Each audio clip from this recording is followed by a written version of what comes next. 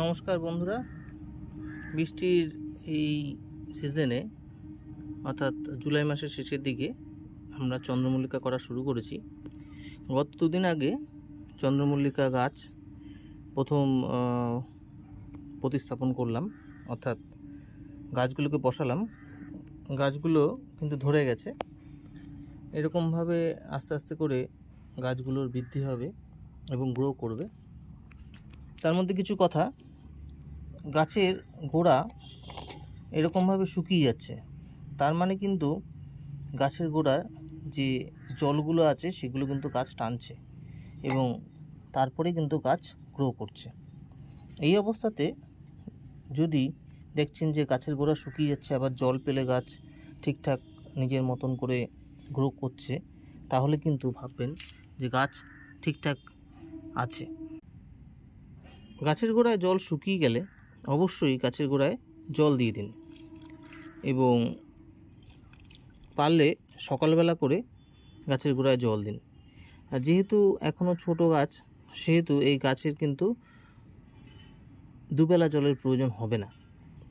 এখন একবেলা করেই জল দিন, তাতেই দেখবেন যদি বিকেলবেলার দিকে শুকিয়ে যায় তাহলে একবার দেবেন, না হলে পরের দিন সকালবেলা দিতে পারবেন। আমরা এই অবস্থাতে যে অবস্থাতে গাছগুলোকে দেখতে পাচ্ছি, এই অবস্থাতে গাছের টিপগুলোকে ভেঙে দেবো।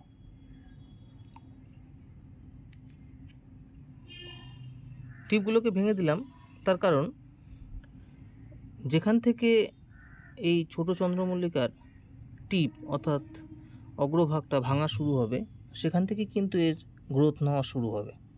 দেখুন, এই একদম কচি ডালটা আমি ভেঙে দিলাম। এরকমভাবে যে কটা গাছ মোটামুটি দাঁড়িয়ে গেছে তাদের টিপগুলোকে আমি ভেঙে দিচ্ছি।